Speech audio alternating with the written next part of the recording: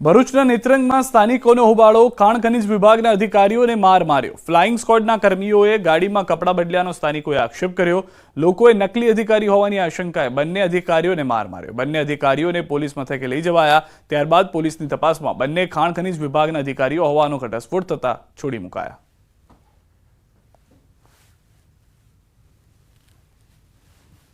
तो जे दृश्यों में आप જોઈ રહ્યા છો, पहला तो બંને અધિકારીઓ કે જેઓને માર મારવામાં આવ્યો ગ્રામજનો તરફથી, ત્યારબાદ પોલીસ આવી ગઈ હતી। પોલીસે બંને અધિકારીઓની પૂછપરછ કરી, તેઓને પોલીસ સ્ટેશન લઈ ગયા, જ્યાં આગળ સમગ્ર ઘટનાનો પર્દાફાશ થયો અને ખ્યાલ આવ્યો કે તેઓ ખાણ ખનીજ વિભાગના અધિકારી છે।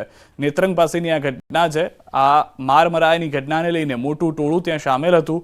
નકલી અધિકારી હોવાની આશંકાએ માર માર્યો તેવું સ્થાનિકોનું કહેવું છે। પોલીસ પૂછપરછમાં હજુ વધુ કોઈ ખુલાસા થઈ શકે છે। સુરતમાં નવી સિવિલ હોસ્પિટલના સ્લેબના પોપડા પડ્યા છે। જર્જરિત બિલ્ડિંગમાં હોસ્પિટલના બીજા માળે સર્જરી વોર્ડમાં પોપડા પડતા દર્દીઓને હાલાકી ભોગવવાનો વારો આવ્યો। સદનસીબે ઘટના સ્થળે દર્દી કે તબીબ ન હોવાથી મોટી દુર્ઘટના ટળી। ઘટના બાદ વોર્ડમાં ફરજ બજાવતા કર્મચારીઓ અને તબીબોનો જીવ તાળવે ચોંટી ગયો। મહત્વનું છે કે નવી સિવિલ હોસ્પિટલની જૂની બિલ્ડિંગ જર્જરિત હોવાથી અવારનવાર છતમાંથી પોપડા પડે છે, ત્યારે બિલ્ડિંગના સમારકામની માંગ ઉઠી છે। વડોદરામાં દૂષિત પાણીની સમસ્યાને સ્થાનિકોએ હોબાળો મચાવ્યો છે। વોર્ડ નંબર 7ની કચેરી બહાર નાગરિકોએ હોબાળો મચાવ્યો। છેલ્લા 3 વર્ષથી દૂષિત પાણીની સમસ્યાથી લોકો રોષે ભરાયા છે। માળી મહોલ્લામાં રહેતા રહીશોએ વોર્ડ કચેરી પર પહોંચી સૂત્રોચ્ચાર કર્યા। નાગરિકોનો વોર્ડ કચેરી પહોંચતા અધિકારીઓ ભાગી ગયા। રહીશોએ આક્ષેપ કર્યા કે કોર્પોરેટર ફોન ઉઠાવતા નથી। ગંદા પાણીથી લોકોના સ્વાસ્થ્ય પર અસર થઈ રહી છે। લોકોને હોસ્પિટલમાં દાખલ કરવા પડે છે। ઘટનાને પગલે પોલીસ પણ વોર્ડ ઓફિસ પહોંચી હતી। વોર્ડ કચેરીને રહીશોએ તાળાબંધી પણ કરી।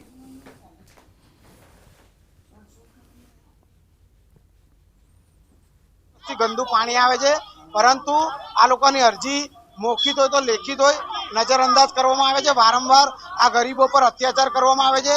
आज कदाच कोई सारो विस्तार होत अने कोई सारा कोर्पोरेटरनो विस्तार होत तो तात्कालिक धोरणे आ बधुं काम करी नाखत, परंतु क्या सुधी ने आ गरीबों पर अत्याचार करवामां आवशे। कोई कोर्पोरेटर कोई भी कोई जवाबदारी लेवा तैयार ज नथी। 3 વર્ષથી પાણી આવું આવે છે।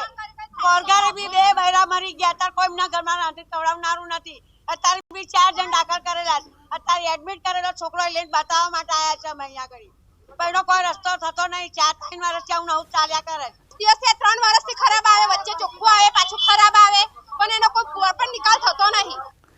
હવે હેલ્મેટ વગર નીકળ્યા તો દંડ થશે, લાયસન્સ રદ અને ખાતાકીય તપાસ સહિતની નોકરી આનુષાંગિક બાબતોમાં પડશે તકલીફ। હેલ્મેટ મુદ્દે હાઈકોર્ટે ફરી સરકારને ટકોર કરી છે। હાઈકોર્ટમાં કામ કરતા તમામ સ્ટાફ માટે હેલ્મેટ ફરજિયાત છે। આ અંગે સર્ક્યુલર બહાર પાડવા અંગે ચીફ જસ્ટિસની વિચારણા। હાઈકોર્ટમાં કામ કરતા તમામ સ્ટાફ માટે હેલ્મેટ રહેશે ફરજિયાત। વિના હેલ્મેટ મુસાફરી કરનાર હાઈકોર્ટ સ્ટાફને દંડ થયો તો હાઈકોર્ટ પણ કરશે કાર્યવાહી। ચીફ જજે જણાવ્યું હતું કે હેલ્મેટ ફરજિયાત કરાયું હોવા છતાં અમદાવાદ શહેરમાં કોઈ નિયમોનું પાલન નથી કરી રહ્યું, હેલ્મેટ નથી પહેરી રહ્યા। ઓફિસ અવરજવરના કલાકોમાં હેલ્મેટ વગર નીકળનાર લોકોને પકડીને ઊભા રાખો। ઓફિસમાં મોડા પડશે તો લોકો જાતે જ કાયદાનું ભાન થઈ જશે। ચીફ જસ્ટિસે આ વાત કરી છે। માત્ર દંડ કરવો એ વિકલ્પ નહીં, લોકો દંડના પૈસા ભરીને જતા રહે એના કરતાં કાયદાનું ભાન કરાવવા એમને રોકી રાખો। લોકોને સમય અને કાયદા બંનેનું ભાન કરવાની જરૂર છે। એડવોકેટ જનરલે આ પ્રયોગ માટે સરકારની તૈયારી હોવાની કોર્ટને ખાતરી આપી। કોરી ઉદ્યોગકારોની રાજ્યવ્યાપી હડતાલમાં જોડાયા। અરવલ્લી જિલ્લાના કોરી ઉદ્યોગકારો કોરી માલિકોએ કલેક્ટરને આવેદનપત્ર આપી વિવિધ માંગ અંગે રજૂઆત કરી। ઉદ્યોગકારોએ કહ્યું એન્વાયરમેન્ટ ક્લિયરન્સ સર્ટિના નવા નિયમને પગલે રાજ્યમાં હડતાલ ચાલી રહી છે। આ હડતાલમાં જિલ્લાના 80 ક્વોરી માલિકો અને 150થી વધુ લીઝ ધારકો જોડાયા છે। ક્વોરી ઉદ્યોગકારોએ કહ્યું કે માંગણી ન સંતોષાય ત્યાં સુધી હડતાલ ચાલુ રહેશે। બીજી તરફ ક્વોરી ઉદ્યોગની હડતાલથી કરોડોનું નુકસાન થઈ રહ્યું છે।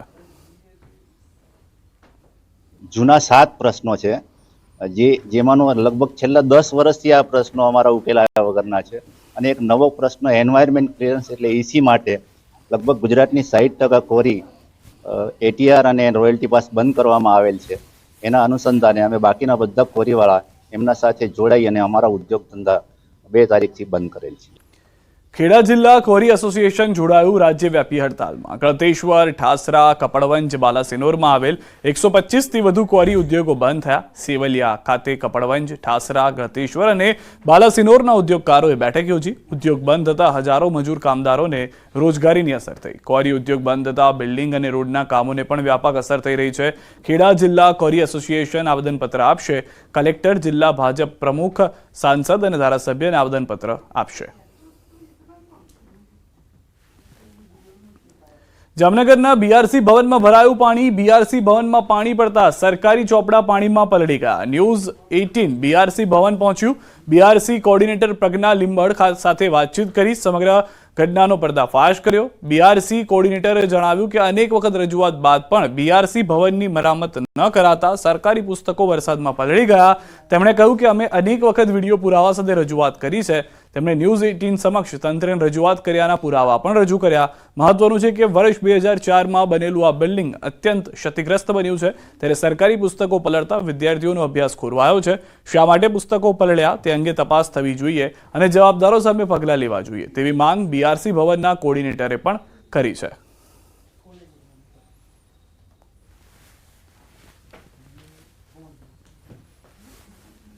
જામનગરના દરેડ બીઆરસી ભવનમાં પુસ્તકો છે તે પલળ્યા છે। વિદ્યાર્થીઓને વિદ્યા આપે તે પહેલા જ આ પુસ્તકો પલળ્યા છે।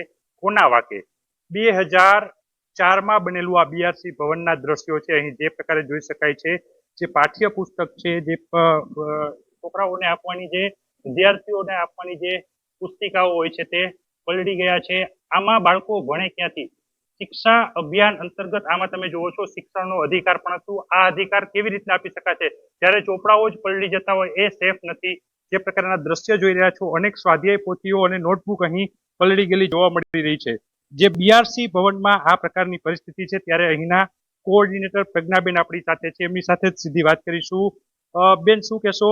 સ્વાધ્યાય પોથી, નોટબુક સહિતનો જે જથ્થો છે એ બીઆરસી ભવનમાં રાખવામાં આવ્યો તો પલળી ગયો છે।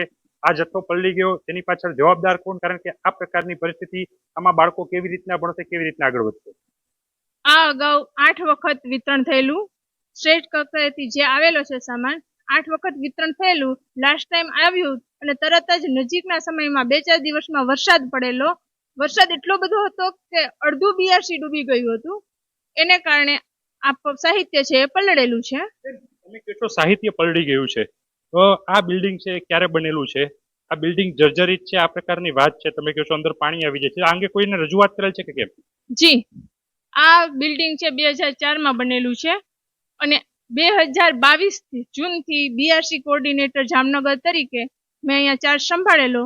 ત્યાર પછી મેં આ બાબતે 4 વખત રજૂઆત જિલ્લા અને સ્ટેટમાં બી કરેલી છે, વિડીયો ફોટા સાથે, કે આ બિલ્ડિંગ ખૂબ જ જર્જરિત છે। વારંવાર સાપ નીકળે છે, પાણી ભરાઈ જાય છે, અહીંયા કોઈ સુરક્ષા જેવું છે નહીં।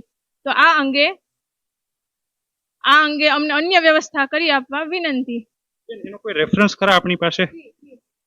જે પ્રકારે આપ દ્રશ્ય જોઈ રહ્યા છો, બીઆરસી ભવન દ્વારા જિલ્લા પ્રોજેક્ટ કોઓર્ડિનેટરને આ આઉટવર્ડ કરી અને લખવામાં પણ આવ્યું છે। આવા અનેક લેટરો પણ છે બેન, જે પ્રમાણે કહી રહ્યા છે ખૂબ પાણી પડી રહેલું છે। અત્યારે ન્યૂઝ 18 અહીં પહોંચ્યું છે। જે પ્રકારના દ્રશ્યો જોઈ રહ્યા છીએ, અત્યારે ઉપર છત ઉપર પણ પોપડાઓ પડી રહ્યા છે। ખાસ કરીને આ જે સમગ્ર કેમેરા સમક્ષ આ જે પોપડીઓ પડી રહી છે, અહીં બીઆરસી ને રહેવું પણ મુશ્કેલ બન્યું છે। જે જવાબદાર છે તેમની સામે કડક કાર્યવાહી થવી જોઈએ। Kinjal Karsariya, news 18 Gujarati, Jamnagar. Alang ship breaking યાર્ડમાં મંદીના વાદળો છવાયા છે। છેલ્લા 2 વર્ષથી સતત મુશ્કેલીઓનો સામનો કરી રહેલા અલંગ શિપ બ્રેકિંગ યાર્ડમાં પ્રતિમાસ આંગળીના વેઢે ગણી